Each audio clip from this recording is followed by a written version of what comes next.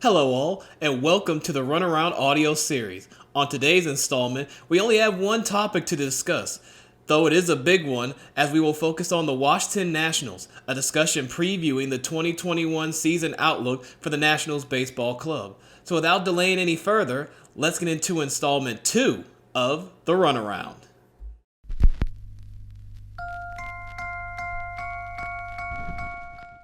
So I think the best way to kick off discussing the 2021 season outlook for the National has to be with discussing their off-season move. And I think the best way to kick that off is beginning by discussing the key additions and key subtractions of the team.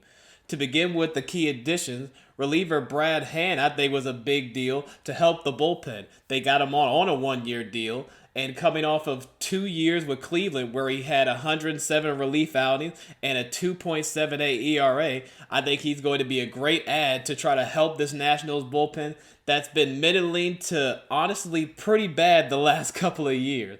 They also try to bolster the back end of the rotation by adding veteran starter John Lester. They also get reliever Sam Clay, who could be a dark horse to make the bullpen. Catcher Alex Avila to provide a nice left-handed, right-handed combo behind the plate with Yan Gomes, getting him on a one-year deal worth $1.5 million. They get first baseman Josh Bell in trade with the Pittsburgh Pirates, giving up Eddie Yean and pitcher Will Crowe. And they were also able to avoid arbitration by giving him a one-year $6.3 million, $5 million deal. They also were able to acquire Kyle Schwarber on a one-year $10 million deal. And they get even Ryan Zimmerman back, or as we like to call him, Mr. National, who's returning after taking last season off, dealing with the COVID situation that we're all currently dealing with around the world right now. Now, in terms of key subtraction, starter Anibal Sanchez is the first and foremost. He was a guy that was a big part of the back of the rotation the last couple of years, and certainly key during the Nationals' 2019 postseason run. But he is currently a free agent, and the Nationals seem to be ready to move on. But he will certainly not be forgotten or underappreciated for his time and the production he gave us here in Washington. First baseman Eric Thames has chosen to return to Japan. Howie Kendrick, World Series hero and Nationals legend pretty much cemented now, chose to retire this offseason, while catcher Kurt Suzuki decided to join Mike Trout and Anthony Rendon with the LA Angels, and even outfielder Adam Eaton going back to one of his former organizations with the Chicago White Sox. So they definitely lost a lot of guys in terms of turning over their roster from the 2019 roster that won them a World Series. But I think they did get better in certain areas, and I think the main areas was getting guys that could certainly help their pitching staff, both at the back of the rotation and in the bullpen, while adding more power to a lineup that needs a lot more than guys just like Trey Turner and Juan Soto. As great as those two players are, they're going to need some help producing home runs because it can't just be all on them to not only hit homers, but produce RBI. So I think getting guys like Schwarber and Bell while having Ryan Zimmerman back could be really key in helping this team offensively. Now, speaking of offense, that's going to allow me to jump into the next part of the discussion, which has to do with my X-Factor players, being the players I think that are going to be very key in helping the Nationals get back into the postseason and being the World Series contenders I see them still being going into this 2021 year. Now, the first two players I want to talk about kind of are in the same boat, those being first baseman Josh Bell and catcher/outfielder Kyle Schwarber. And with the Nationals acquiring these two, the main thing I see with them and kind of the main question I look at is, can both of these guys have the bounce-back power seasons that the Nationals are going to need them to have to really support the middle of this order that needs a power influx in a big way? As we said, they can't just rely on Trey Turner and Juan Soto to hit all the home runs and driving the RBIs, as I said earlier. So they're going to need these guys to have huge comeback seasons. Now, maybe with it being a full 162-game year, we'll be able to see them over a full sample size get back to the players that they once were. For Bell, he's still just 28 years old, and in 2020 hit only .226 with 8 homers and 22 RBIs in 57 games and 195 total at bat. His strikeout to walk ratio last season was also 59 strikeouts to 26 walks. That compared to his 2019 campaign, which was his all-star year, when he had 118 strikeouts, but 87 walks to kind of counterbalance that. So the main thing I see for Bell is that he really just needs to get back to the player he was in 2019. At least that's what the Nationals are banking on, because in 2019 he hit 37 homers. Now, one interesting trend that I did see for Bell when you look at his big league career is that when he got his first true opportunity to be an everyday player in 2017, he hit 26 homers, which is really good for his first real full season as a big leaguer. In 2018, this came down to only 12 homers. 2019, obviously, his all-star year with 37. And then last year, he obviously hit just the 8.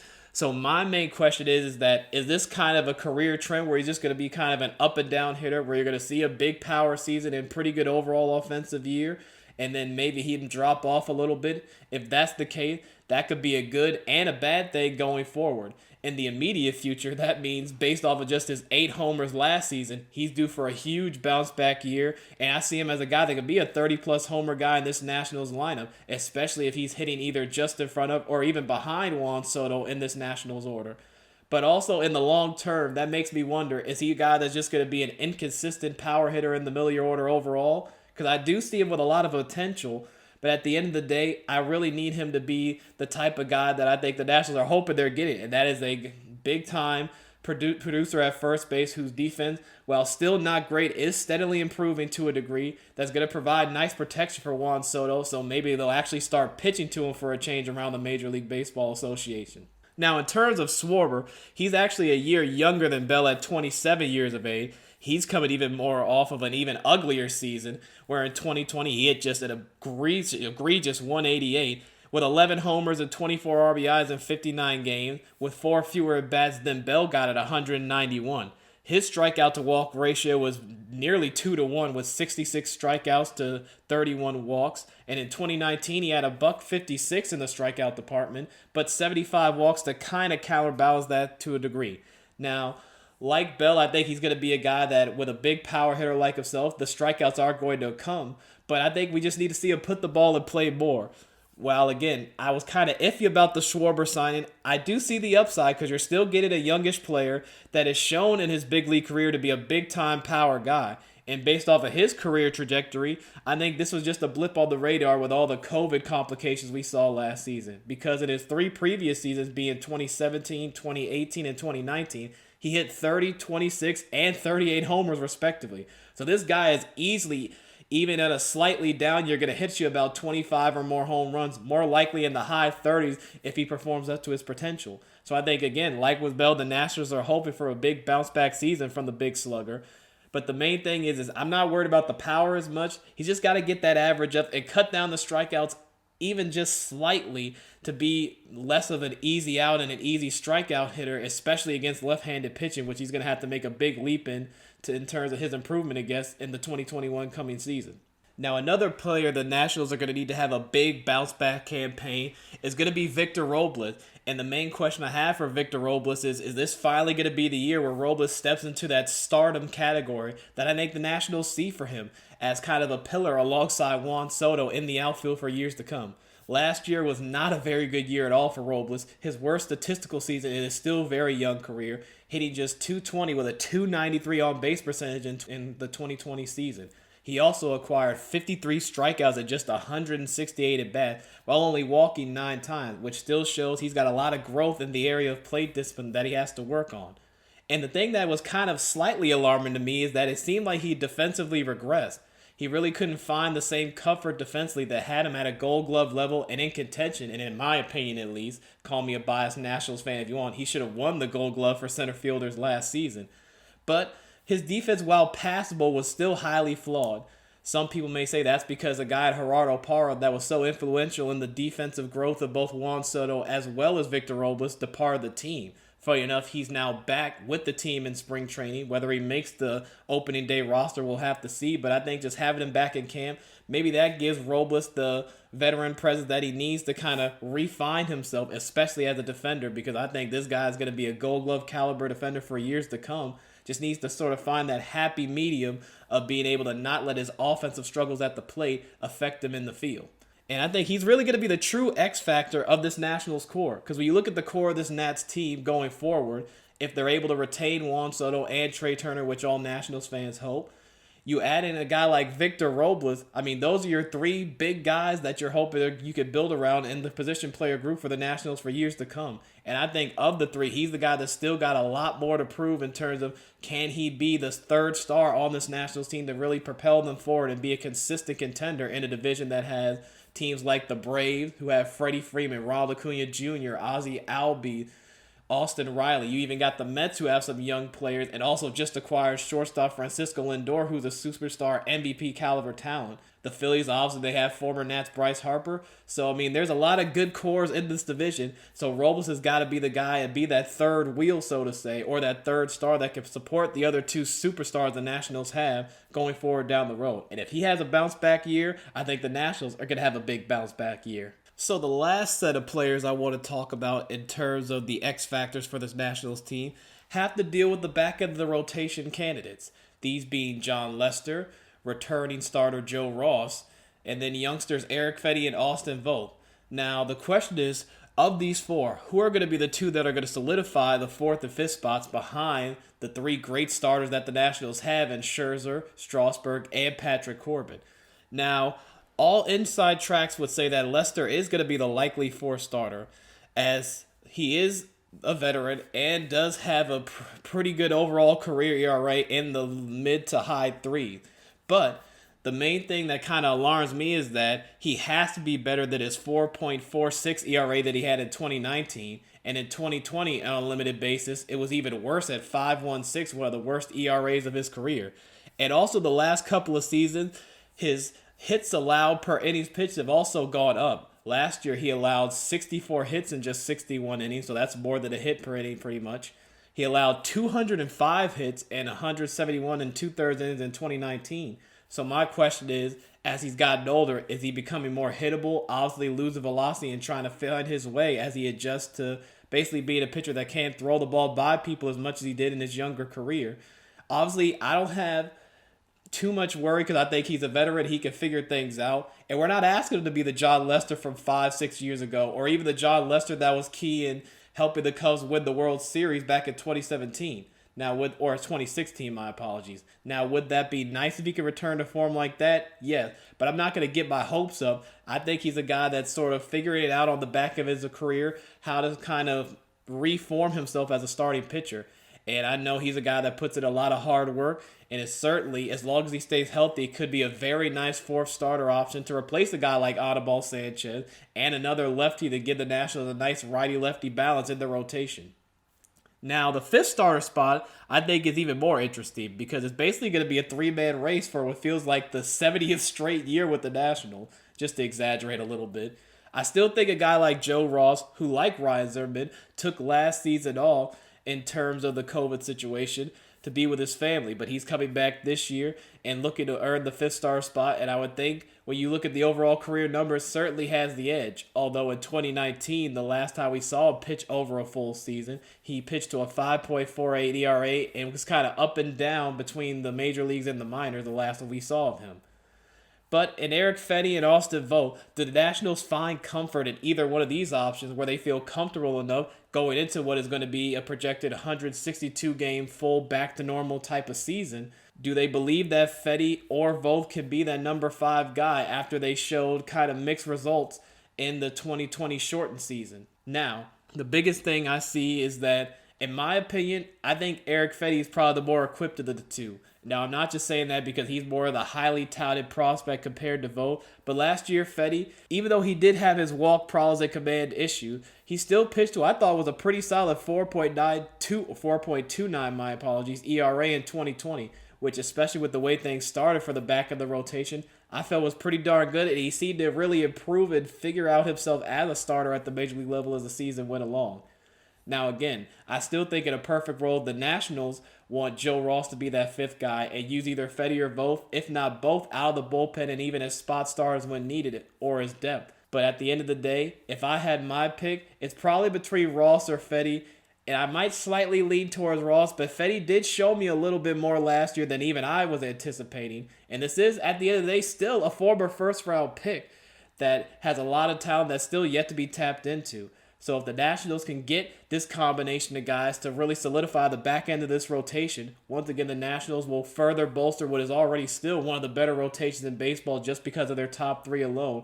And they're going to be a force to be reckoned with throughout the season, and hopefully if they make the postseason. And speaking of the postseason, that's going to allow me to transition into the last part of this discussion today, and that is my other season prediction for the Washington Nationals.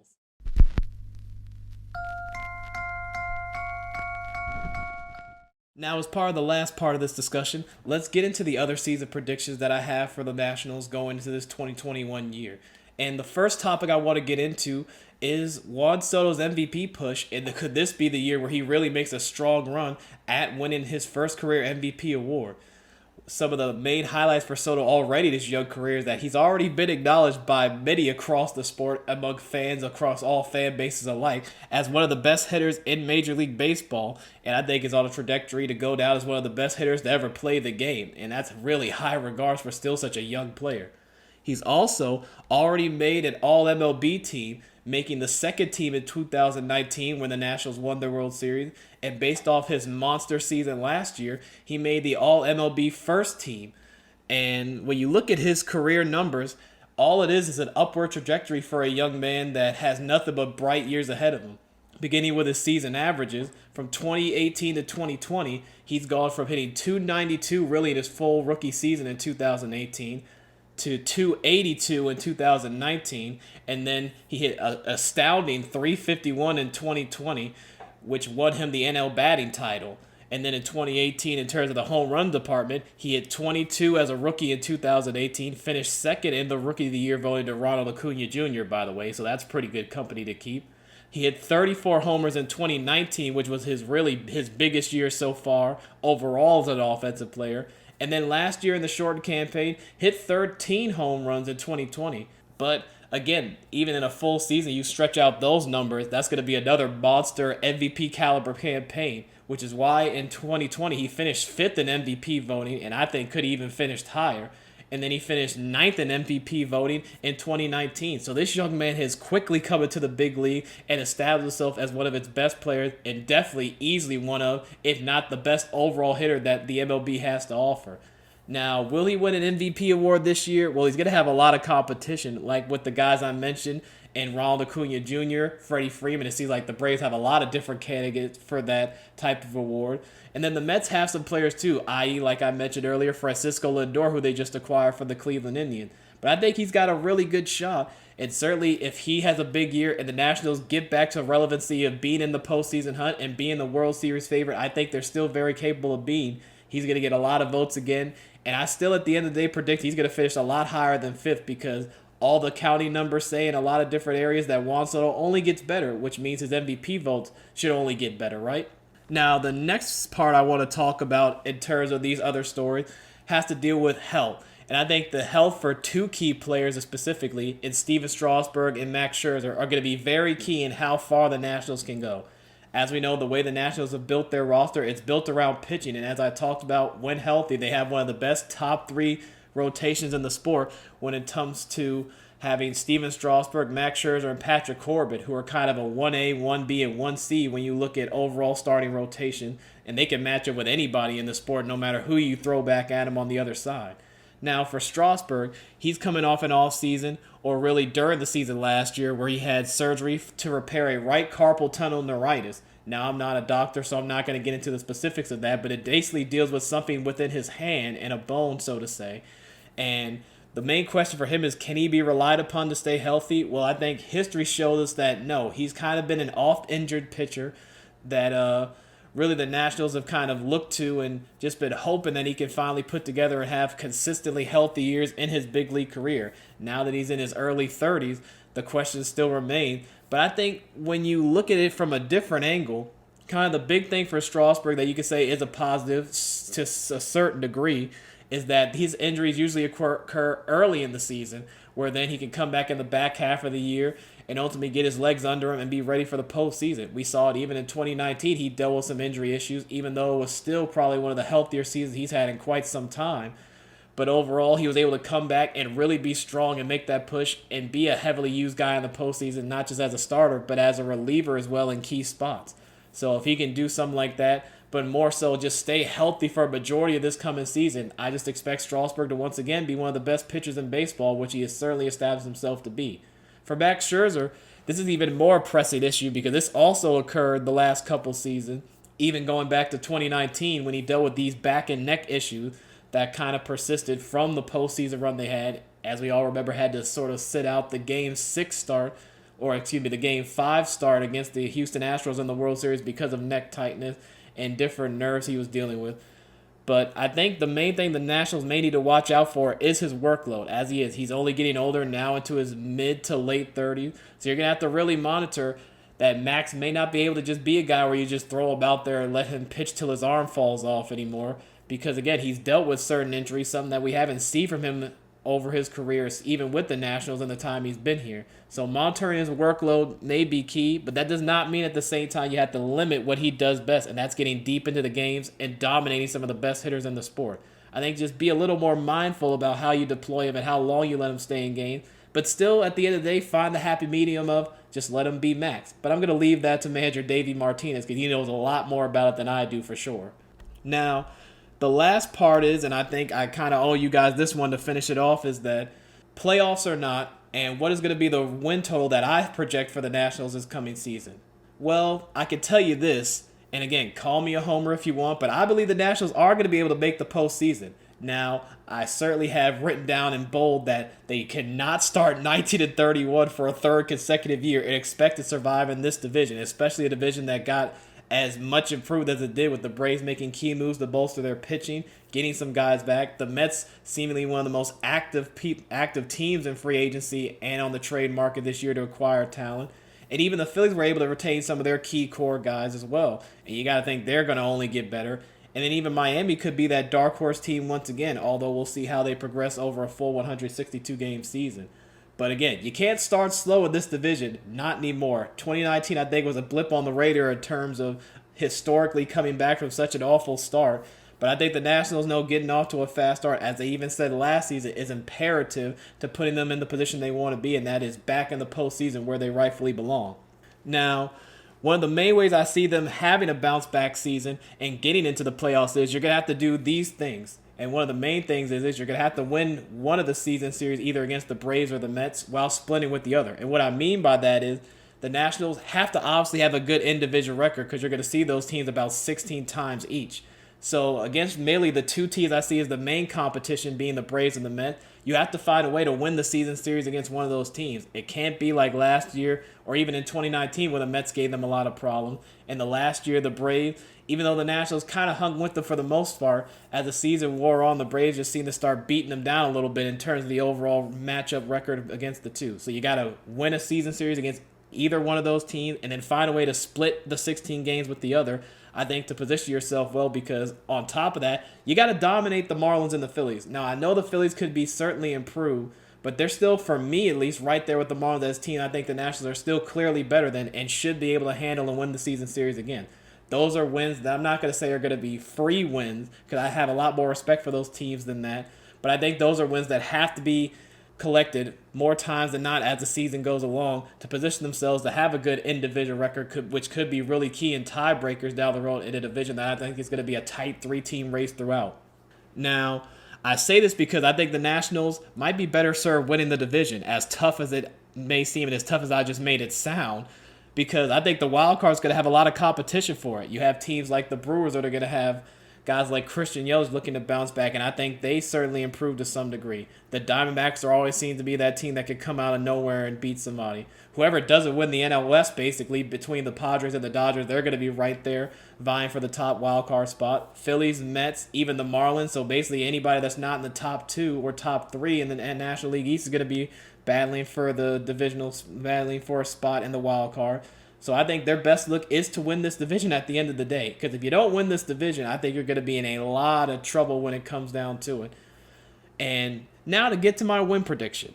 And what I see for this national teams in terms of a win prediction, I think they could go anywhere between 87 and 93. Now, some people may say I'm kind of lowballing it. And this is really just kind of a rough prediction. And it may not even win them the division because I think the division is that much improved and the Braves especially are just that good.